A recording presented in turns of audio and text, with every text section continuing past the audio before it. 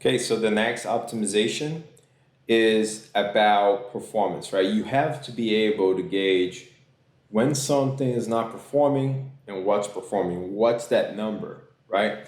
So the optimization you want to make is that you want to pause anything with more than 7% of your lifetime value and spend with no conversions. So something that has spent 7% of your lifetime value and has driven zero conversions, you want to pause it. That's why, remember, in our first lesson when we went over lifetime value, that's why knowing your lifetime value is so important, because that's going to dictate how you gauge if something is performing or not based on your specific business. Okay? And I'm using the 7 number because that's kind of how I'll optimize for the clients. Obviously, some clients have a bigger threshold depending on what they want to do. But overall, just go with 7%. And based on my experience across the board, this is an average that works well. Okay?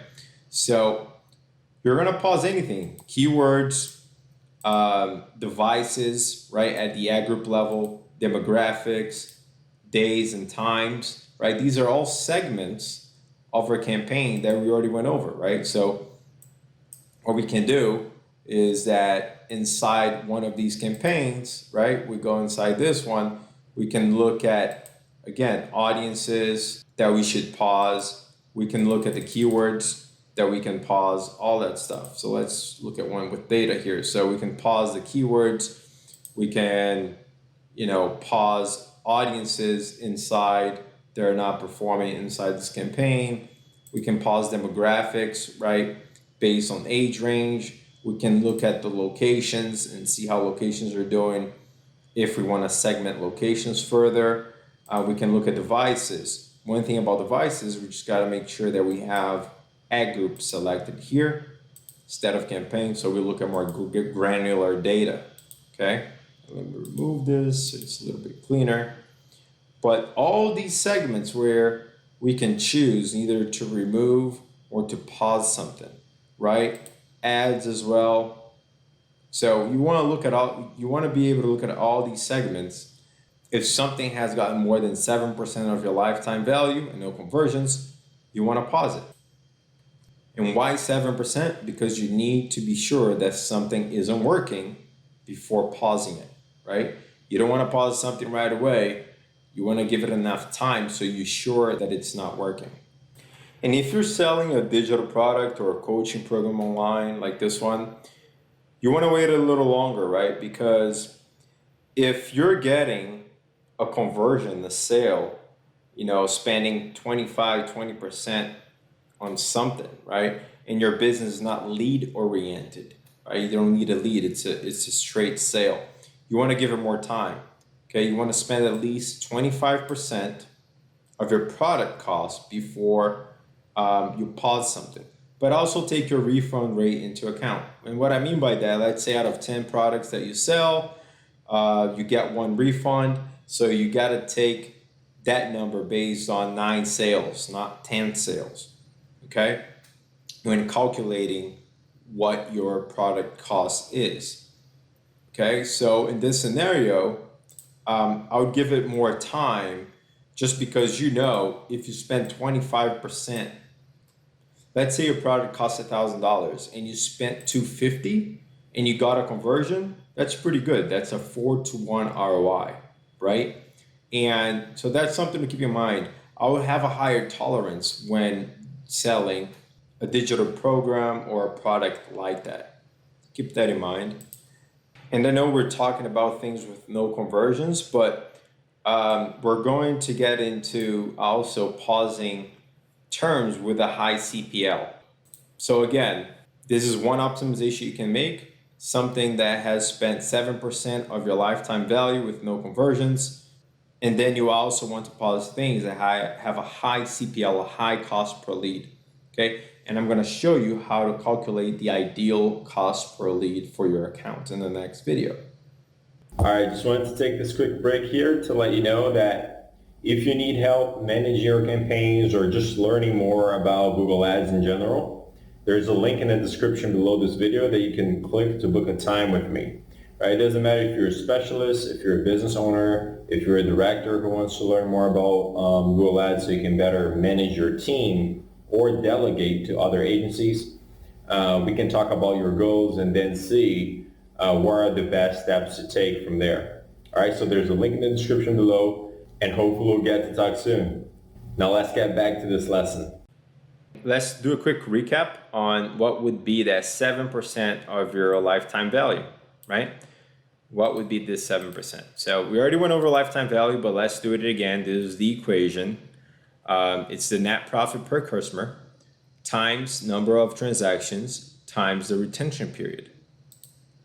So let's say a construction company makes $5,000 net profit per project times one number of transactions, right? So shouldn't be even monthly, but just one transaction. Let's say usually you do one transaction per customer and retention period is 1 month, right? Because they only do it once. So, but obviously as a construction company, long term, you might do more than one job per customer. But in this hypothetical example, let's just use these numbers.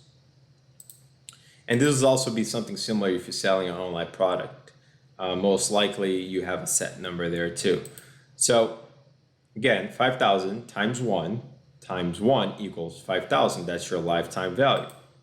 So 7.5% of 5,000 is 350. So in this example, where we're talking about pausing anything with 7% of your lifetime value, here that number will be $350. If our lifetime value is 5,000, we would pause anything that has spent $350 and has driven no conversions. Okay, and here's a quick tool that I'm going to leave below this video for you to use. So it's very easy. If you have a hard time calculating percentages, all you do, you're going to put, okay, what is 7% of 5,000? Okay, and that equals 350. All right, so I'll leave this link below so you can just calculate your percentages. So pretty easy. But anyway, that's how you would find that 7% of your lifetime value. And one thing that's important to mention here for this optimization in terms of pausing everything that has 7% of your lifetime value with no conversions is an optimization that you want to perform in the beginning of the campaign when you don't have enough conversion data, okay? Okay, so I added another bullet point here just to clarify that. When you don't have enough conversion data, you want to cut off things that are getting a lot of spend, right? They're spending a lot of money with no conversions. Now, after you have enough conversion data in your account, then you want to base your optimizations off of a high cost per lead. But in order for you to understand what's a high cost per lead, you need a lot of conversion data so you can figure out your sales conversion rate and all these other metrics. Now we're going to get to this lesson later where you will be optimizing and pausing things based on what's a high CPL, right? CPL meaning a cost per lead for your business. But in the beginning, when you don't have enough conversion data, this is how you want to optimize your campaign. So in a scenario where let's say you pause a keyword because it drove more than 7% of your lifetime value, what you're going to do after you find out what is your acceptable cost per conversion, right? Your acceptable cost per lead. You may want to revisit this and unpause some segments, maybe a keyword. Maybe it was a time of the day that you paused. Maybe it was the mobile devices at an ad group level. It could be so many things that you may want to revisit after you find out your ideal cost per lead. And I'm gonna explain to you how you can find that in more detail in the upcoming lesson. So I just wanted to clarify that so that when you optimize, this is something to be done more in the beginning of your campaign, when you're starting out your campaigns, okay? But that's it for now, and I'll see you in the next video.